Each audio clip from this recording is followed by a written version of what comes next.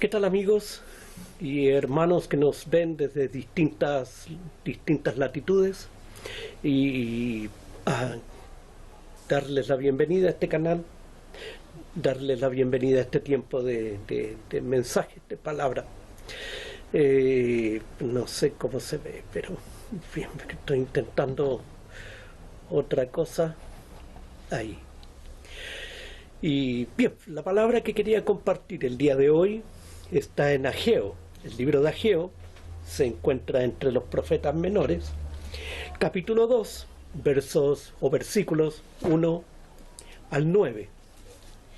Y dice así: en el mes séptimo, voy a leer acá mejor, a los 21 días del mes, vino palabra de Jehová por medio del profeta Ageo, diciendo: habla ahora a Zorobabel, hijo de Salatiel, gobernador de Judá, y a Josué, hijo de Josadac, sumo sacerdote, y al resto del pueblo, diciendo: ¿quién ha quedado entre vosotros que haya visto esta casa en su gloria primera? ¿Y cómo la veis ahora? ¿No es ella como nada delante de vuestros ojos? Pues ahora, Zorobabel, esfuérzate, dice Jehová, esfuérzate también, Josué, hijo de Josadac, sumo sacerdote, y cobrad ánimo, pueblo todo de la tierra, dice Jehová, y trabajad, porque yo estoy con vosotros, dice Jehová de los ejércitos, según el pacto que hice con vosotros cuando salisteis de Egipto. Así mi espíritu estará en medio de vosotros. No temáis, porque así dice Jehová de los ejércitos: de aquí a poco yo haré temblar los cielos y la tierra, el mar y la tierra seca, y haré temblar a todas las naciones, y vendrá el deseado de todas las naciones, y llenaré de gloria esta casa, ha dicho Jehová de los ejércitos. Mía es la plata, y mío es el oro, dice Jehová de los ejércitos. La gloria postrera de esta casa será mayor que la primera, ha dicho Jehová de los ejércitos. Y daré paz en este lugar, dice Jehová de los ejércitos. El libro de Ageo está dentro del período del retorno del pueblo de Israel a su tierra. Palestina, de su tierra Palestina. Fueron llevados cautivos a Babilonia como resultado de la desobediencia a Dios, castigados por olvidar a su Hacedor. Y olvidaron su palabra, la que ya les había anunciado, y Dios ya les había avisado, ¿cierto? Lo que acontecería si ellos llegaban a ser desobedientes a su palabra. Lo que ocurrió exactamente. Ellos no escucharon y se fueron tras otros dioses, paganos, corruptos e inmorales. La mayoría de los pueblos que vivían alrededor, dentro de lo que era su cultura, ¿cierto?, dándole tanta importancia a lo que es la fertilidad, y ello conllevaba un tema con una alta connotación sexual. Por lo tanto, esto atrajo a los hebreos, y muchos se fueron detrás de estos dioses paganos, y que eran bastante inmorales, y le dieron la espalda a Dios.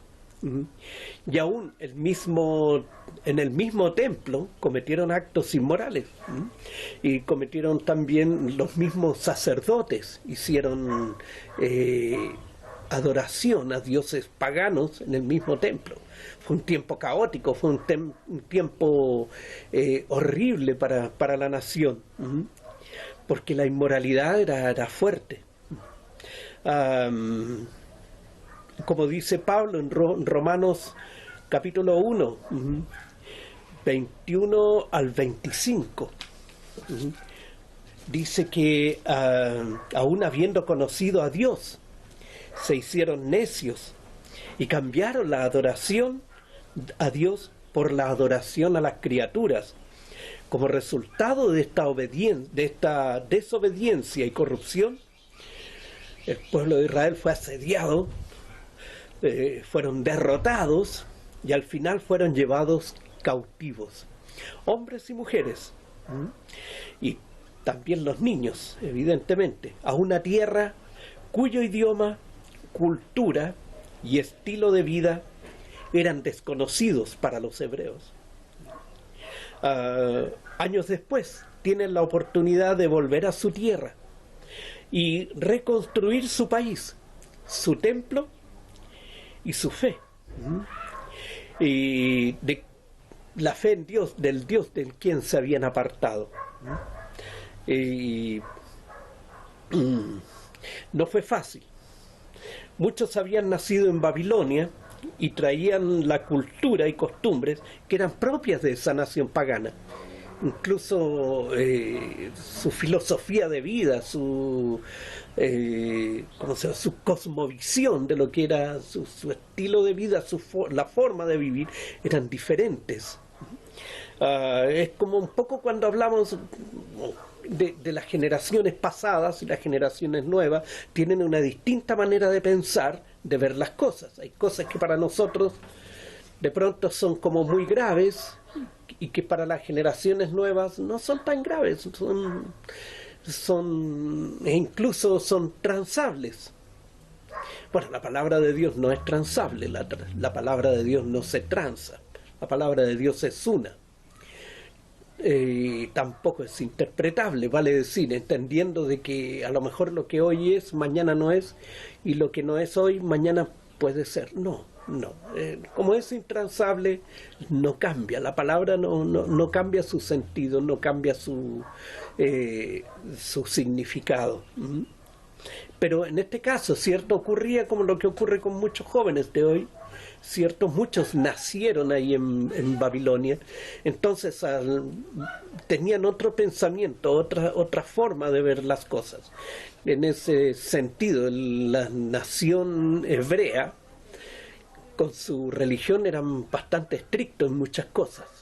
Y cosas que tanto en Babilonia como en otros lugares eran más permitidas. Por lo tanto, muchos fueron permeados por esta cultura.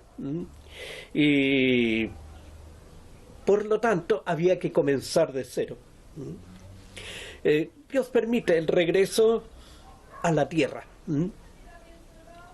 Ciro, rey de Persia, que había derrotado a los babilonios, recordemos que los babilonios fueron los que se llevaron a la nación de Judá, que era el reino del sur, se lo llevó cautivo, ¿cierto? Lo llevaron a Babilonia, pero posteriormente, ¿cierto? Los persas,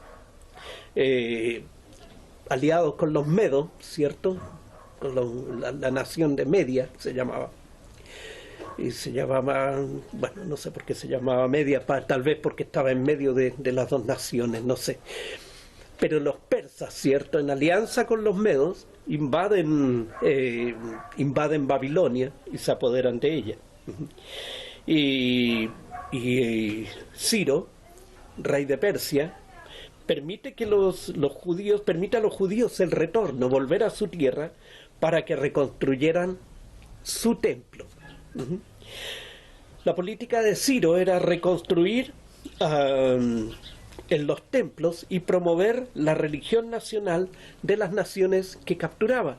Tal vez se daba cuenta él, porque por lo general cuando una nación invadía a otra, lo primero que hacía era llevarse las figuras, los dioses, los tótems, ¿cierto? Como una forma de demostrar de que el dios vencedor era más fuerte que el dios derrotado.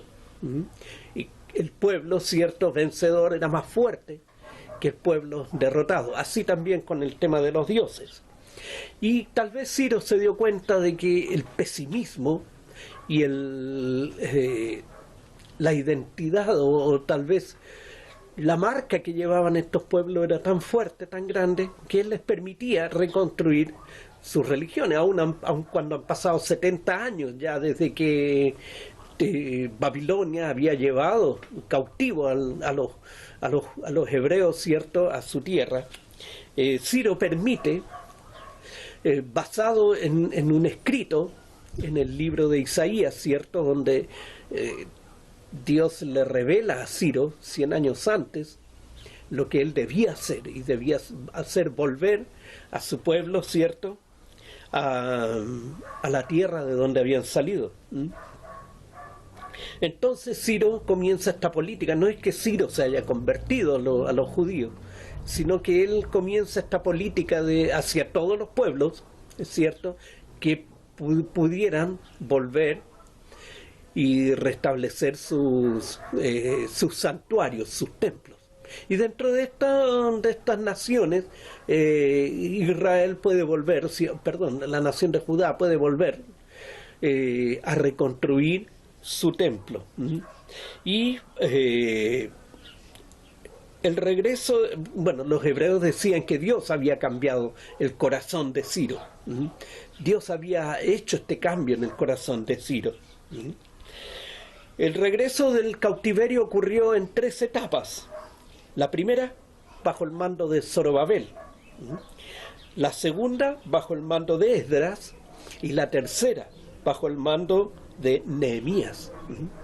Y cada cual, ¿cierto?, tuvo su función específica. Zorobabel, ¿cierto?, iba a reconstruir el templo propiamente tal.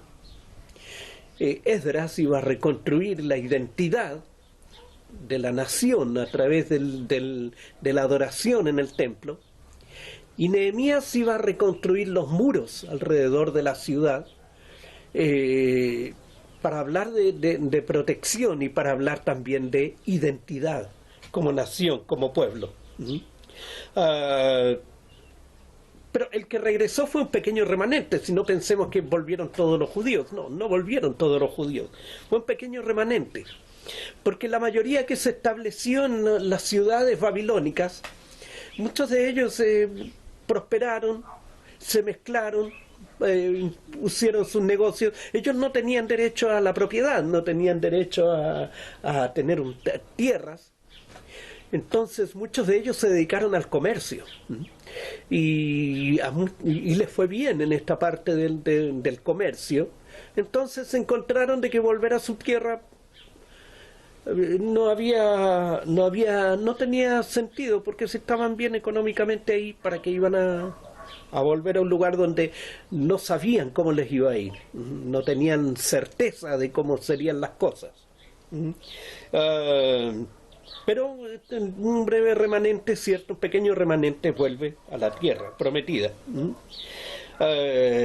¿Y quiénes fueron los que volvieron? Quizás los que no habían logrado una buena dependencia económica, o bien esperaban volver a la tierra de sus padres. También el rey había ofrecido mucho dinero, así que la conveniencia económica también era un buen motivo para volver. El segundo paso, dijimos, ¿cierto?, era la reconstrucción del templo. La misión principal del primer grupo, bajo el mando de Zorobabel, era la reconstrucción del templo. Es decir, restaurar el lugar de adoración de los judíos. El rey había entregado todos los utensilios que los babilonios se habían llevado cuando se llevaron cautivos al pueblo, a la nación, al reino del sur. Y el rey Ciro, ¿cierto?, los devuelve para que reconstruyan el templo y reconstruyan la adoración. Y dinero más que suficiente para levantar el edificio donde los sacerdotes harían sus sacrificios. Recuerden que la parte de la religión judía consistía, ¿cierto?, en el sacrificio de los corderos, en el altar del sacrificio, como una forma de expiación por los pecados. Así que el altar fue lo primero que se reconstruyó. Y cuando estaban en eso, cuando ellos comenzaron a reedificar el templo, comienza la presión externa. La presión de los pueblos vecinos, los pueblos de alrededor, ¿cierto?, que comienzan a ver de que si se reconstruye la nación, puede representar un peligro para ellos. Era conocida la habilidad de los hebreos en combate, ¿cierto? Habían sido siempre victoriosos, y a pesar de ser una nación pequeña, se había mantenido por muchos años, muchos siglos. Así que era natural que existiera ese temor. Por lo tanto, ellos comienzan a presionar para que no se reconstruya el templo y de esta forma evitar la composición, ¿cierto? La unidad de la nación de Judá como nación, como pueblo. Y así que dejaron la reconstrucción del templo a un lado, porque ellas mandaban cartas al rey, qué sé yo, a Ciro, y empezaba toda esa presión política externa. Dejaron la reconstrucción del templo abandonada y se preocuparon de sus propias casas. Y la consecuencia de esto, de parte de Dios, fue una severa sequía, que tenía que llamarles la atención al pueblo, ¿cierto? Y lo hace también, hay una recriminación a ellos a través de dos profetas, que es Zacarías y Ageo. Entonces, las casas hebreas eran hermosas, habían estado reconstruyendo, así que se dedicaron todo el tiempo a armar sus casas, mientras que el templo estaba abandonado, había quedado sin gente que estuviera trabajando ahí. Entonces Dios les dice que les trajo y no están cumpliendo con su deber, y por eso vinieron estas nuevas dificultades, que era la sequía, y estaban tratando de producir. Recordemos que son economías eminentemente agrícolas, y como la nuestra, que es agrícola y minera. Entonces estaban teniendo este problema, y no estaba progresando. El templo era fundamental para la manifestación de la gloria de Dios hacia el pueblo, y eso iba a traer bienestar y prosperidad. Pero si no había dedicación a lo que era la reconstrucción del templo, lo que significaba la búsqueda de Dios, no iba a existir esta condición de prosperidad y bienestar. Entonces, la reconstrucción del templo no solamente implicaba la reconstrucción de una estructura física, sino que también implicaba la reconstrucción de la fe. No era solamente un acto religioso, representaba la unidad y la identidad del pueblo judío. ¿Ya? Un pueblo para un Dios y un Dios para el pueblo. Después de la división en dos del país, recordemos que la nación de Israel se dividió en dos: el reino del norte, que era Israel, permaneció con el nombre, y el reino del sur, que era Judá. El reino del norte quedaron 10 tribus, mientras que en el reino del sur quedaron 2 tribus solamente. Pero después de la división, ¿cierto? Después de un tiempo de prosperidad, Asiria, que es una nación que viene a invadir y a conquistar todo el territorio, invade Israel, el reino del norte, y lo que hacían ellos era destruir la identidad de las naciones que conquistaba. ¿Y cómo la destruía? Mezclaba los pueblos, mezclaba las naciones de todos los pueblos que ellos conquistaban, como una forma de debilitar la identidad y de destruirla finalmente. Ellos mezclaban los pueblos, entonces sacaron gente de ahí, de Israel, los desparramaron por lo que era su reino, mientras que trajeron gente de otras naciones, de otros pueblos, ahí a la tierra, ¿cierto?, para que a través de esta mezcla produjera un debilitamiento de la identidad de los pueblos, y con eso se ganaban la posibilidad de que no iban a unirse para confrontar a Siria en una guerra. Entonces se mezcló, hubo una mezcla de toda esta fe con la religión hebrea que tenían los israelitas. Los babilonios, en cambio, respetaron la fe de los judíos, entonces construyeron la famosa sinagoga y en estos lugares, ¿cierto?, se reunían. Y los babilonios no les ponían problema. Entonces la sinagoga vino a ser una representación del templo, o un pequeño templo, un templo en miniatura, ¿cierto?, en cada ciudad donde hubieran judíos. Ahora, en la sinagoga no había altar del sacrificio, no había lugar santo ni lugar santísimo, y no había tampoco un sumo sacerdote que ministrara, ¿cierto?, los oficios religiosos. Así que lo único que podían hacer ellos era estudiar la palabra de Dios, estudiar la Torá, lo que les permitió mantener su fe. Entonces, volver para reconstruir el templo debía ser motivo de gran gozo, pues el pueblo podría volver a adorar y volver a sacrificar. Recuerden que el sentido del sacrificio era por el perdón de los pecados. Pero el fin último del templo era mantener la unidad religiosa, la identidad religiosa, para la aparición del Mesías prometido en los textos del Antiguo Testamento, ¿cierto? El deseado de las naciones, el ungido de Dios, el Cristo.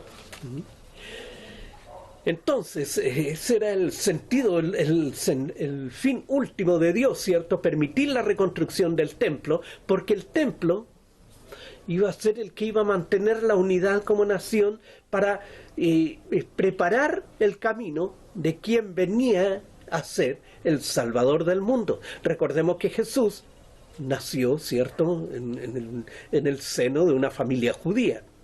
Y como tal vivió durante los 33 años de su vida como un judío, respetando la ley judía. Pero la obra que él hizo fue la que trascendió en el tiempo y trascendió a las naciones.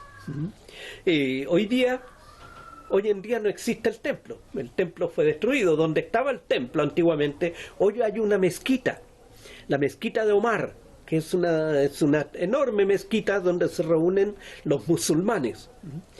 De hecho, del templo, y se piensa que no es del templo que reconstruyeron Zorobabel, sino que se piensa que es un muro de la ampliación que hizo del templo el rey Herodes en tiempos anteriores a Jesús, un poco antes de que naciera Jesús.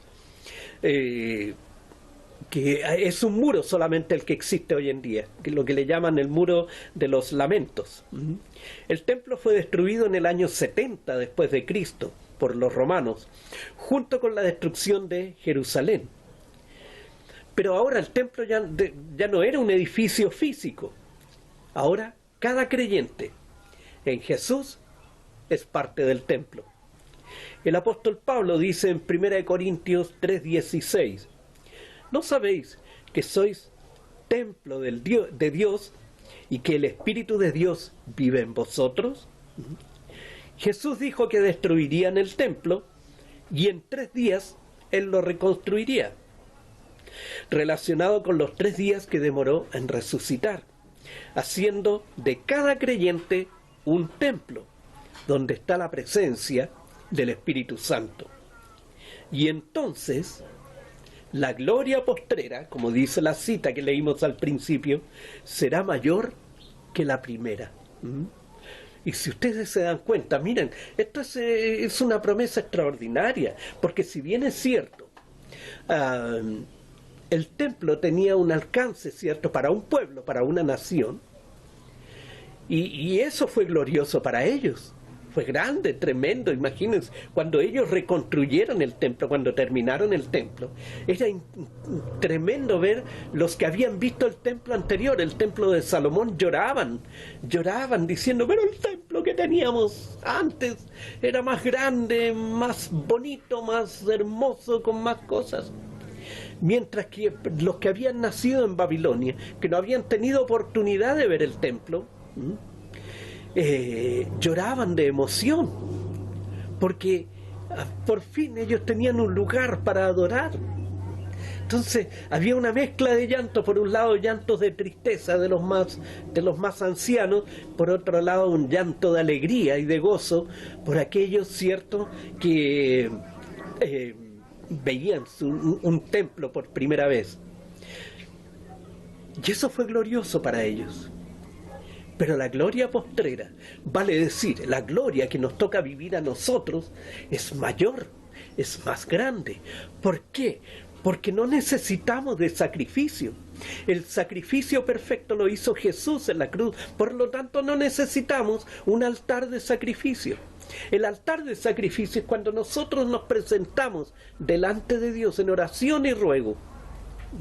Cuando nosotros doblamos nuestras rodillas, estamos en el altar del sacrificio. Por eso el apóstol Pablo dice en Romanos 12 que debemos presentarnos como sacrificio vivo, santo, agradable a Dios. Ese es el altar. Y ahí es donde nos presentamos nosotros en oración. Ya no hay separación entre lugar santo y lugar santísimo, porque esa cortina se partió en dos cuando Jesús murió en la cruz. Por lo tanto, no necesitamos tampoco de un sumo sacerdote que entre una vez al año al lugar santísimo, porque ahora nosotros tenemos acceso directo al lugar santísimo cuando pasamos por el altar de adoración. Y sumo sacerdote, nuestro sumo sacerdote es Jesucristo mismo. Entonces, la gloria postrera es mayor que la primera, porque el gozo, imagínense lo que significa. Ellos tenían que esperar un año para que el sumo sacerdote entrara al lugar santísimo, mientras que nosotros tenemos acceso al lugar santísimo todos los días de nuestra existencia, de lunes a domingo, 24/7. ¿Se dan cuenta? Entonces, la gloria postrera es efectivamente mayor que la primera. Más aún cuando nosotros esperamos la llegada del deseado de las naciones, la aparición del Mesías, la aparición del justo, del santo, que vendrá a buscar a su pueblo, a su iglesia.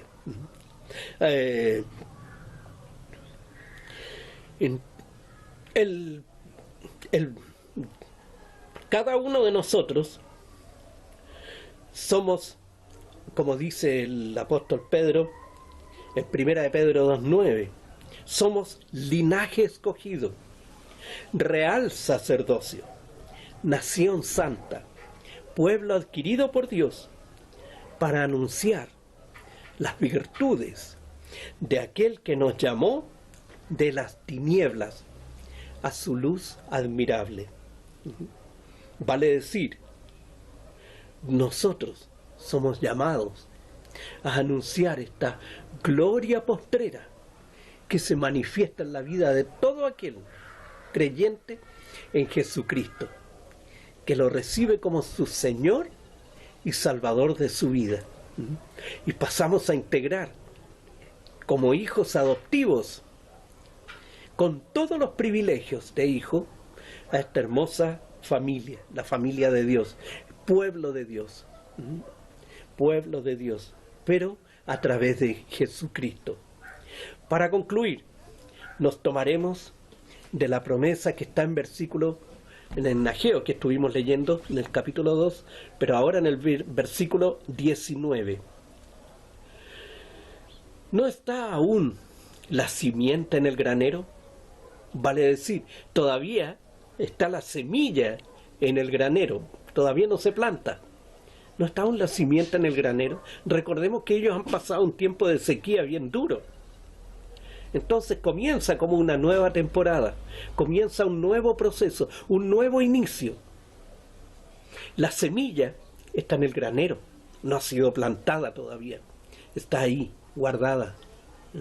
La semilla aún está en el granero. Ni la vid, ni la higuera, ni el granado, ni el árbol de olivo ha florecido todavía. Recordemos que antes del fruto aparece la flor, pero dice que la flor todavía no aparece. Más, y esto es lo tremendo de Dios, más desde este día os bendeciré. Y nosotros nos tomamos de esta promesa. Desde este día, nosotros seremos bendecidos por el Padre. Desde este día, nosotros somos bendecidos. Reclame esta promesa. Desde este día, no tenemos nada. No tenemos nada. La semilla todavía está en el granero. Los árboles todavía no dan flores. Mas desde este día, Dios comienza a bendecir nuestras vidas. Alabado sea su nombre. Gracias, Señor. Te honramos y te bendecimos. Tú eres nuestro Rey, nuestro amado, nuestro Señor. En ti ponemos nuestra confianza. En ti ponemos nuestras vidas. Porque tú, aun cuando todavía no tenemos nada, desde ya estás proclamando bendición para nuestras vidas. Gracias. Dios les bendiga, les guarde y prospere cada día sus vidas.